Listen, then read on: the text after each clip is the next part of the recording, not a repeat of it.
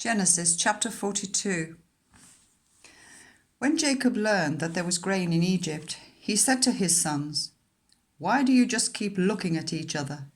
He continued, "I have heard that there is grain in Egypt. Go down there and buy some for us, so that we may live and not die." Then 10 of Joseph's brothers went down to buy grain from Egypt. But Jacob did not send Benjamin, Joseph's brother, with the others, because he was afraid that harm might come to him. So Israel's sons were among those who went to buy grain, for the famine was in the land of Canaan also. Now Joseph was the governor of the land, the person who sold grain to all its people. So when Joseph's brothers arrived, they bowed down to him with their faces to the ground. As soon as Joseph saw his brothers, he recognized them, but he pretended to be a stranger and spoke harshly to them. "Where do you come from?" he asked. "From the land of Canaan," they replied, "to buy food." Although Joseph recognized his brothers, they did not recognize him. Then he remembered his dreams about them and said to them, "You are spies. You have come to see where our land is unprotected." "No, my lord," they answered. "Your servants have come to buy food. We are all the sons of one man. Your servants are honest men, not spies." "No," he said to them, "you have come to see where our land is unprotected." But they replied, "Your servants were 12 brothers, the sons of one man, who lives in the land of Canaan. The youngest is now with our father, and one is no more." Joseph said to them, "It is just as I told you. You are spies, and this is how you will be tested. As surely as Pharaoh lives, you will not leave this place unless your youngest brother comes here. Send one of your number to get your brother. The rest of you will be kept in prison, so that your words may be tested to see if you are telling the truth. If you are not, then as surely as Pharaoh lives, you are spies." And he put them all in custody for 3 days.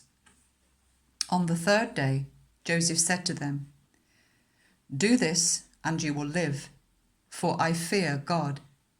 If you are honest men, let one of your brothers stay here in prison, whilst the rest of you go and take grain back for your starving households.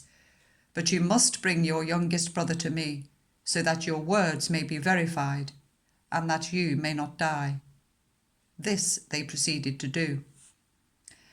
They said to one another, "Surely we are being punished because of our brother. We saw how distressed he was when he pleaded with us for his life, but we would not listen. That's why this distress has come on us." Reuben replied, "Didn't I tell you not to sin against the boy? But you wouldn't listen. Now we must give an accounting for his blood." They did not realize that Joseph could understand them, since he was using an interpreter. He turned away from them and began to weep, but then came back and spoke to them again. He had Simeon taken from them and bound before their eyes. Joseph gave orders to fill their bags with grain, to put each man's silver back in his sack, and to give them provisions for their journey. After this was done for them, they loaded their grain on their donkeys and left. At the place where they stopped for the night, one of them opened his sack to get feed for his donkey, and he saw his silver in the mouth of his sack. "My silver has been returned," he said to his brothers. "Here it is in my sack." Their hearts sank, and they turned to each other trembling and said, "What is this that God has done to us?" When they came to their father Jacob in the land of Canaan, they told him all that had happened to them.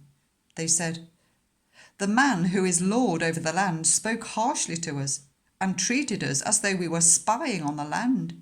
But we said to him, 'We are honest men, we are not spies. We were 12 brothers, sons of one father, one is no more, and the youngest is now with our father in Canaan.' Then the man who is lord over the land said to us, 'This is how I will know whether you are honest men. Leave one of your brothers here with me, and take food for your starving households and go. But bring your youngest brother to me, so I will know that you are not spies, but honest men. Then I will give your brother back to you, and you can trade in the land." As they were emptying their sacks, there in each man's sack was his pouch of silver.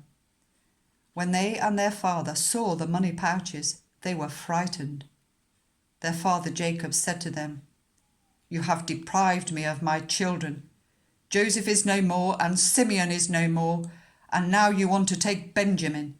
Everything is against me." Then Reuben said to his father, "You may put both of my sons to death if I do not bring him back to you.